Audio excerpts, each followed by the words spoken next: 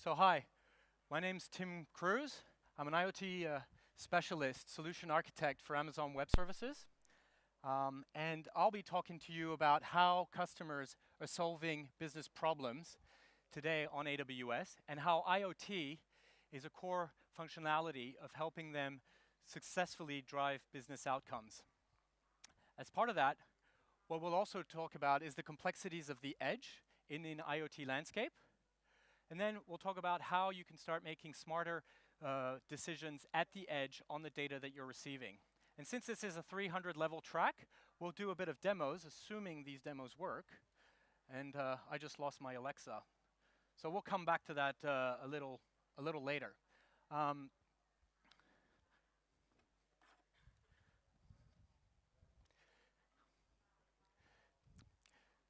So when we talk to our customers, and we engage with our customers around their business outcomes, especially around IoT, we like to start our conversations with a simple question. If you knew the state of everything and could reason on top of that data, what problems would you solve? Well, at AWS, we've made it our mission to make sure that you can know the state of everything.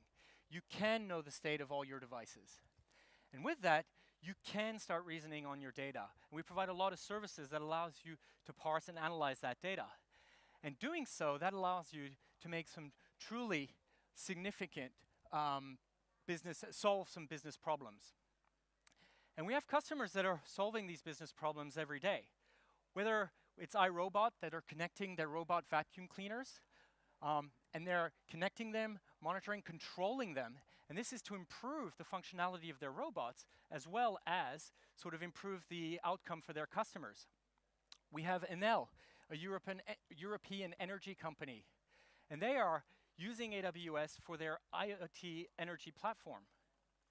They're using AWS Greengrass for their home smart gateways, as well as industrial gateways for smart generation of energy sites. And using AWS Greengrass, they can process large amounts of data at the sites in sub-millisecond latency. Rio Tinto is also a great use case of a mining company that operates in extreme environmental conditions where data connectivity is actually really difficult. And they're using AWS IoT and AWS Greengrass to solve some operational problems and headaches around the maintenance of their trucks. By using AWS Greengrass, they've managed to sort of map out and monitor and track the truck movement around their boron mine sites to basically heat map the roads to reduce the wear and tear of their trucks. And this is saving them millions of dollars a year. Symantec's another example with their core home router, which is using AWS IoT to secure your home routing from inside and outside traffic. And these are just examples, but all of our customers are building their IoT stories and solving their business problems across industries, across verticals, for any type of use case. We talked about predictive maintenance with Rio Tinto, where they're ahead of the curve trying to maintain their trucks before they fail. But Sony is another example where in their manufacturing facilities, they've IoT'd their machineries and try to monitor, track their machines before they break down so that they can improve their efficiency. In the wellness and healthcare space, we've got Philips Healthcare that have built their IoT AWS digital platform called Health Suite, where they're supporting and helping their customers, their patients globally. In connected buildings, who here doesn't have a light bulb today? One of those light bulbs that you can interact with and use her when she responds when I talk to her. Alexa, she's still there, stop. In the fleet management and tracking solutions, today you can know the state of your fleet. You can know the state of your cars out on the field. By tracking them, you can improve your supply chain, you can improve your logistics, your operations, all of this enabled by IoT. And so when we talk to our customers, we see really two axes that help our customers drive significant business outcomes. One of which is operational efficiency. IoT data decreases your OpEx. By knowing the state of all of your devices, of your machinery, your operations, you can increase the efficiency of your operations. But also knowing the data, you can make data-driven decisions and make the right decisions intelligently for your business. And then we have the customers that are using sort of IoT to drive new business growth. We've got customers that are building new services, new products, and creating completely new business models leveraging IoT. We've got customers that are actually increasing the functionality of their products using IoT. And a great example of that is Sonos, the smart speakers. They've retrofitted their existing fleet of speakers with AWS IoT, increasing the functionality and reaching out to their customers in a better way. And IoT allows you to build better relationships with your customers. And the best person I know to talk about reaching out to their customers and really sort of improve the lifestyle of their customers and improve the relationship is Rishi Israni.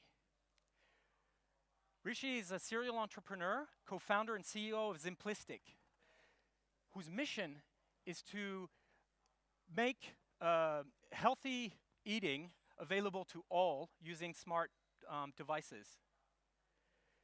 Their first product is the Rotimatic. It's a smart IoT and AI-enabled flatbread making kitchen robot. Rishi and Petroni created Zimplistic in 2008. Please welcome Rishi on stage to join me to talk to you about his journey. Thank you, Rishi. Thank you. Hi guys. I want to start my talk with a disclaimer. I'm not going to show you guys any code. This talk is a little bit about food tech, so it might get you hungry by the end of it, so it's at your own risk. This is also a story of a company that was dreamt of, born and bred, and brought to life entirely in Singapore. So that's something also to be very proud for us. Like a lot of you, I'm a software guy. And the first concepts I learned in computer science was GIGO. Anybody heard of GIGO before? It's garbage in, garbage out. Oh, somebody has. It's garbage in, garbage out. You put garbage instructions into a machine and the output is garbage. I mean, it's obvious. Well, we human beings are not very different. You put the wrong food in and the output is poor health. In my mind, the problem of healthy eating is actually very simple. All one needs to do to eat and live healthy is to go back to the basics, go back to the fundamentals, and just put the right food in our bodies. At Zimplistic, it is our mission to build machines where you are in complete control of the ingredients that go in, together with the convenience that we need for our modern lifestyles. Roti is a flatbread, and it's a very important and integral part of the Indian diet. It's super healthy, but it's extremely, extremely difficult to make. I shouldn't say this, but only the women know how to do it well. So when I got married, it used to take us 30 days on a daily basis to make this bread at home. And luckily for us, we were not the only ones. There are another 2.5 billion people who eat some form of flatbread or the other. You guys might be familiar with rotis, tortillas, wraps, pizza bases, and almost every culture has a flatbread of their own. Building a machine to automate this actually started as a joke. I used to poke at my mechanical engineer wife, and of course, she took it very seriously. It took us 8 years of R&D. 8 years of R&D and 35 patents later, we built a machine where you could pick the ingredients that went in, and at the click of a button, it made one ready-to-eat hot flatbread every 90 seconds. So that's where you see Rotimatic. The containers are for flour and water, and out comes a hot flatbread every 90 seconds. Now, making flatbread is no joke. It takes human beings multiple years of practice and skill to get it right. Automating it in a machine was even harder. Rotimatic has 10 motors, 15 sensors, and a lot of machine learning algorithms to simulate the human judgment of making dough. Anybody who's made dough here before would know that it's never the same every time. And all of this technology had to come together to give you consistent, great rotis every time. Now, if we take a 30,000 feet view of what Rotimatic is, most of us don't realize this, but there was a time when the world didn't have a washing machine. There was a time when the world did not have a microwave. And there was the first time for all of these. And from our point of view, this is the first time ever that the world is seeing a flatbread maker. And when that happens, the complexity of product development, the complexity of bringing a complex innovation like this to market, is just very new for everybody. It's just very hard to get it end-to-end right. And I want to talk to you guys about how IoT has formed the bedrock and the critical role it has played in our success.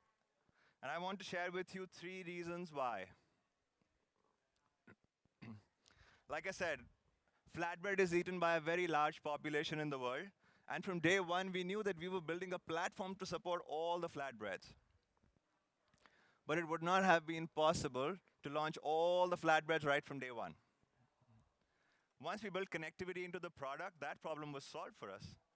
Now, we could launch a product with one recipe off the bat and slowly could evolve it to support all types of flatbreads in the world. So last year, we launched with roti.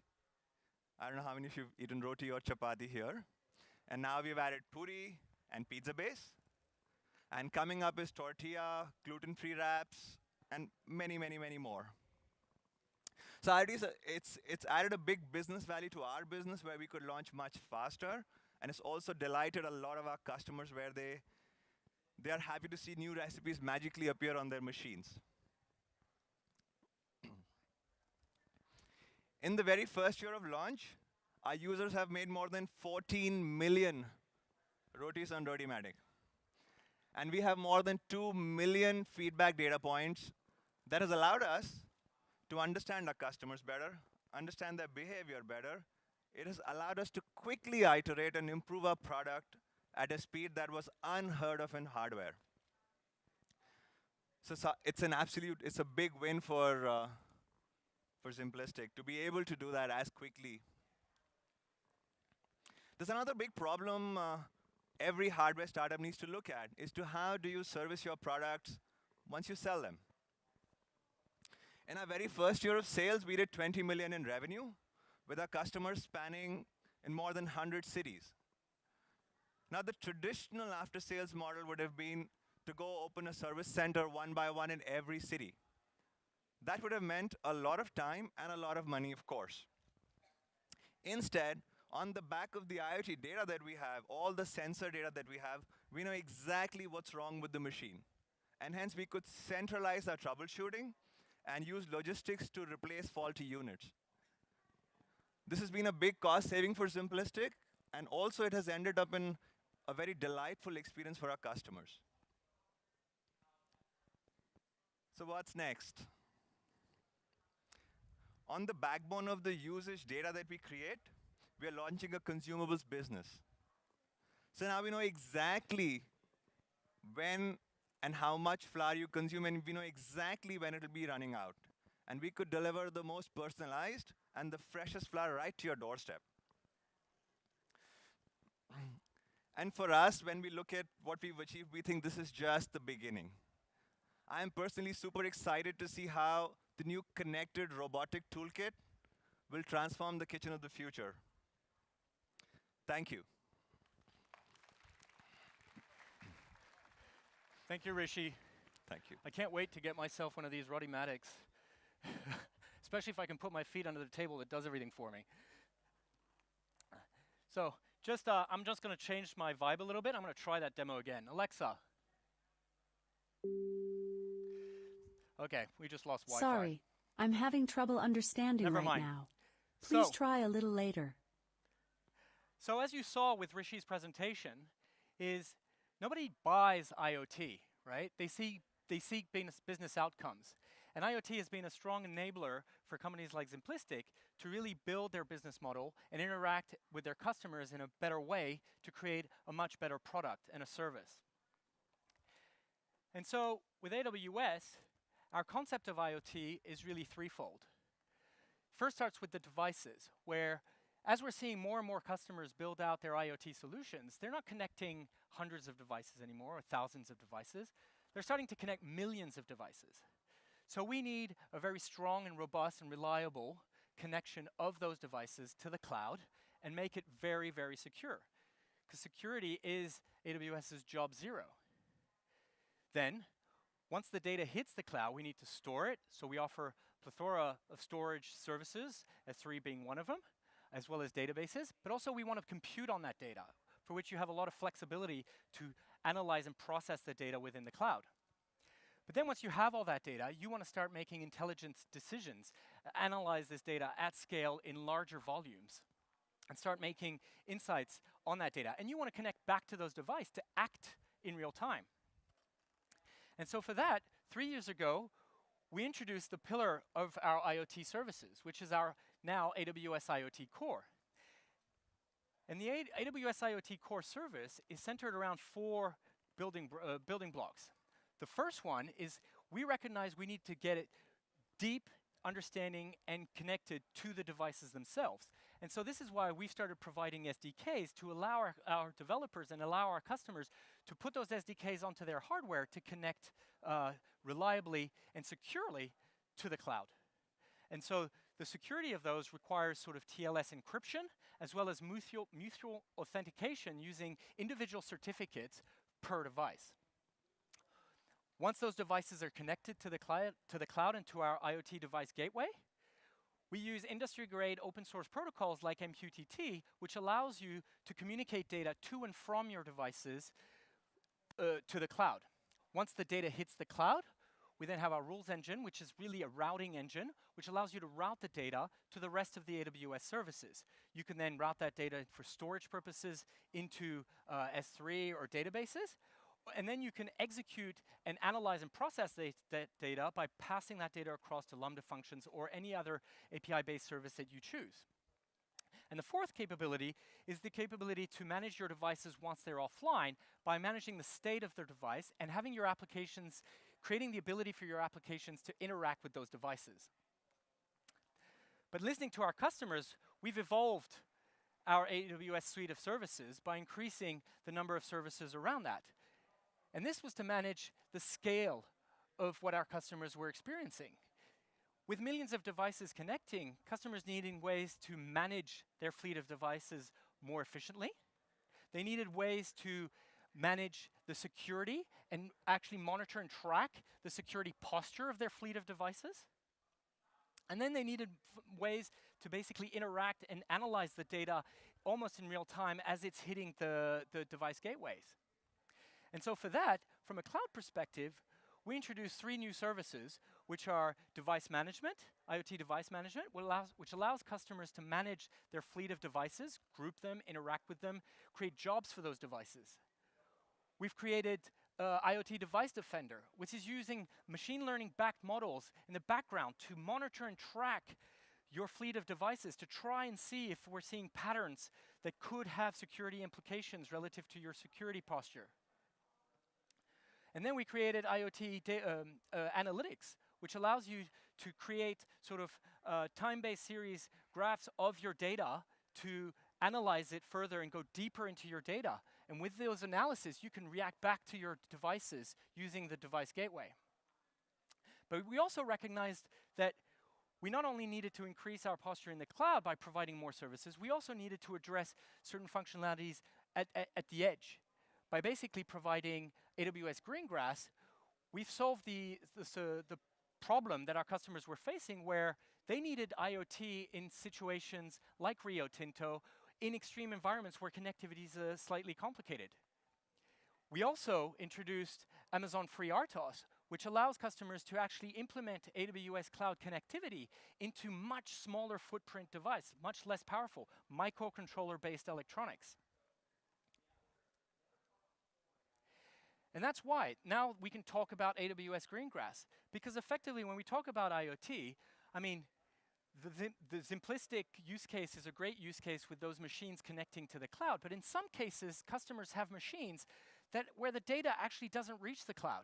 You have medical equipment where you don't have the time to have a loop between your data leaving the machine to analyze, sense on whatever it's sensing on your body or whatever, tracked, monitored, analyzed in the cloud, and then pushed back down on the machine to make a decision. You need that decision to be made in real time on the machine itself. Industrial machinery, where safety is a huge concern, you need to make those decisions in real time based on the ecosystem and what you're monitoring at the site. And then you've got extreme environments, where effectively, how do you get data connectivity to those places? And this is why we've recognized that there's actually 3 laws around the edge computing. And those are the law of physics, economics, and law of the land. Effectively, law of physics is recognizing that in some places you just can't have data connectivity.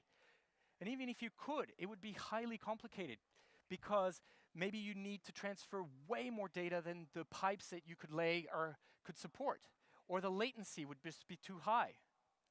The law of economics is realizing also that in some cases, it just becomes too expensive to transmit data. In the middle of Antarctica, for example, you need satellite connectivity. Each byte of data you're transferring is costing you a fortune. And then the law of the land. In some cases, your data just cannot leave the site in which it's at, or the country in which it's at. And you actually need to be able to make decisions on the data. You need to be able to analyze that data. And you need to do that locally. And that's why last year we introduced AWS Greengrass. And similar to AWS IoT, AWS Greengrass centers around 4 pillars. First one, security. We don't compromise on security. AWS Greengrass leverages the same security as AWS IoT, meaning TLS encryption for your data, as well as mutual authentication with individual certificates, the same certificates that you would use, your devices would use to connect to AWS IoT. We provide the shadowing concept, which allows you to monitor and track the state of your device locally to the Greengrass or the Greengrass gateway. And we have local triggers, which allows you to pass that data along to the different devices, as well as to the last feature, which is the Lambda functions. And this is the greatest feature of them all. Basically, for those that are have built Lambda functions in the cloud before, you can deploy the same Lambda functions you're used to building in the cloud onto your Greengrass device. That gives you much higher level of computing power, as well as protocol, languages that you can leverage by Node.js and Python to build your business logic. And in Greengrass, one of the differences is your Lambda functions can start running long-running functions rather than event-driven, depending on your use case. And then listening to our customers even further, recently we introduced more features for AWS Greengrass. One is the ability to over-the-air updates. Customers were wanting to be able to update the software remotely on a fleet of their devices. All of this managed through AWS Device Management.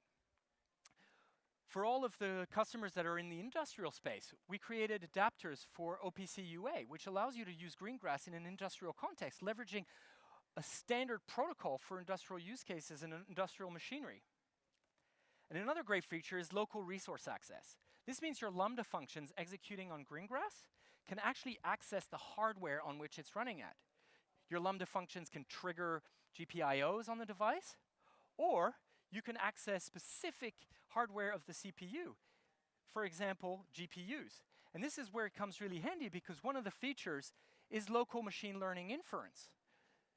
Now, this slide isn't up to date because effectively we launched machine learning inference general GA 2 or 3 days ago. And what this means is you can take the models that you've been building and training in the cloud using services like SageMaker or your own tool sets, and you can deploy those machine learning models down onto your devices.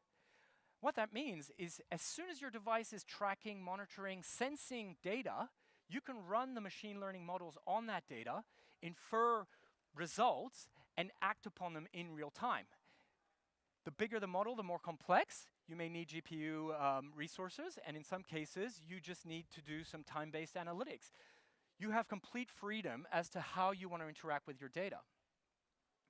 And the value of machine learning inference at the edge is great, and it actually solves those 4 sort of complex problems that we talked about before. From a latency perspective, since you're running your code and your machine learning models and inferring on that data locally to Greengrass as soon as you're monitoring and sensing the data, you don't have latency issues anymore. You don't have to wait for the data to hit the cloud, do some analysis, process, and then come back down. You can have access to that data in somewhat real time. You don't have bandwidth requirements anymore, because effectively what that means is if you're sensing a lot of data, a lot from different sensors, you can then sort of track and filter out the noise directly on the device so that you're only sending the relevant data to the cloud, minimizing the amount of data you need to send. From an availability perspective, all the data is locally to your Greengrass device, and you can act upon it instantly. And from a privacy perspective, well, the data doesn't have to leave the cloud. In some cases, you could run your whole business logic on a Greengrass device without even communicating any of that data to the cloud, specifically if machine learning models are sort of inferring on that data. So what I thought I'd do, since this is a 300-level track, is jump into a bit of a demo. Unfortunately, my good friend, which I'll mute right now, my good friend Alexa is not connecting because of the Wi-Fi. And what you should have seen is my water dispenser here. I would have asked Alexa to pour me a drink, which she would have using my IoT device here. Have no fear, that's just the Wi-Fi. What we'll do is we'll jump into a demo and we'll try to make my water dispenser smarter. Hopefully my water dispenser is connecting. If not, we'll just focus on this part of the demo. And so I don't know if you guys can see what my good friend here with the camera is showing, but here I've got a Raspberry Pi with a camera. And so I don't know if you guys are familiar with the Deep Lens device that we also announced at reInvent, which is really sort of a compute platform with a camera which allows you to run Greengrass and machine learning inference and image recognition on a device. I believe the Intel booth outside has a Deep Lens camera, and they can talk to you about it. But I don't have a Deep Lens camera, so I decided to build my own. And the idea behind it is to recognize objects onto my from my Raspberry Pi. Oop. So if we jump to my demo screen, I don't know if I'm just going to refresh the page. Hopefully we're still connected. Yeah, we are. You guys flipping to my screen? There we go. So this is what the AWS Management Console for IoT actually looks like. And so here I've got my Greengrass device, which I've created a group for, which is my Singapore 2008 group. I don't know if you guys can read it. Basically here. Oop. Here. And for that, I've created sort of two Lambda functions that I've already deployed onto the device. One of those Lambda functions is actually my model, which is using an MXNet-based model, train model, for recognizing objects coming from the camera. And so that Lambda function is just taking pictures constantly of what it's seeing and trying to infer objects from that scene. My second Lambda function is what I've called the sense hat, which if once you had the camera before, there was a bunch of LEDs on the device, which would allow me, depending on what I'm detecting, to act on certain other functionalities. And in this case, I'm acting on the LEDs themselves to trigger certain functionalities. So if we look at the IoT service, I've got an MQTT client for which I can connect in, and on a specific topic over MQTT, in this case, I've created a topic called Singapore 2018 Inference. I can see what the camera is actually seeing and inferring. In this case, you could see a different probability. Oh, maybe I should zoom. Here we go. I mean, the last reported prediction is it's detecting a mosquito net, right? And a shower curtain. But have no fear. I've actually come with props. So I've got a little car. So what we're going to do is, if we flip back to, oh, you guys can see it here. Great. If I put a car in front of it, hopefully, depending on the lighting, sometimes we have a bit of issues, the light should turn green. Yay! It works. So basically, I've just connected and detected from the camera, I've detected a car. And if we look back to my screen, I'm having the guys flip. We should see in the list of things that are detected somewhere, where is it? Well, anyway. We should have a car being detected in there. The feed is happening in too fast. But I've also decided to detect a coffee mug. So if I take it off, stops, it's not green anymore. And if I do this, I think I chose in my code to make it blue. There we go. So I'm detecting different objects, and I'm acting on the actual hardware. That hardware is local to the Raspberry Pi, but it could be elsewhere.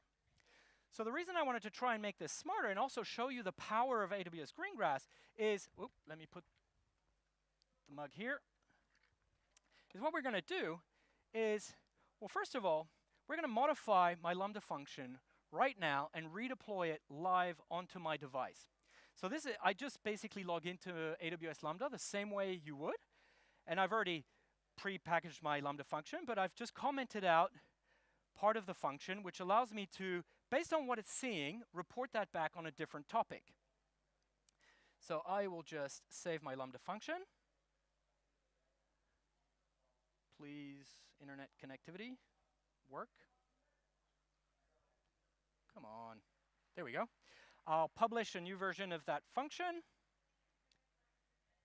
And since I'm referring to that Lambda function in my Greengrass device via an alias, I will just move the alias across to the last version, which is version 6. So here we go. Come on. Stop using the internet. You're slowing it down. Whoop, what have I done?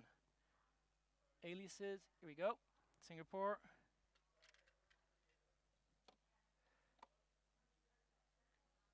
I'll refer to the version 6. So I've saved my Lambda function, and now within my Greengrass group, I can just deploy this new version of my Greengrass group, which will then package up the new version of the Lambda function and deploy it onto my Greengrass device.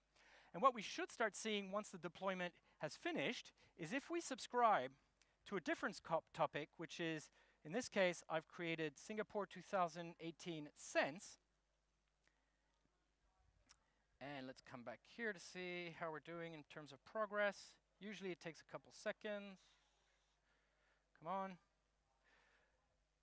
While it's doing that, what I'll do is, what I wanted to do with this demo is sort of update the Greengrass core, update its Lambda function to show you how you could do that and deploy one. But what I'll also do is, once it's reporting that information, I'll create a rule. Remember how I said that you could send your data across? There we go. We could see it's successfully completed. So if I come back to my sensing topic, if I put the car here, I should go green at one point, depending on lighting. Come on. Give it a couple secs. We should see it here.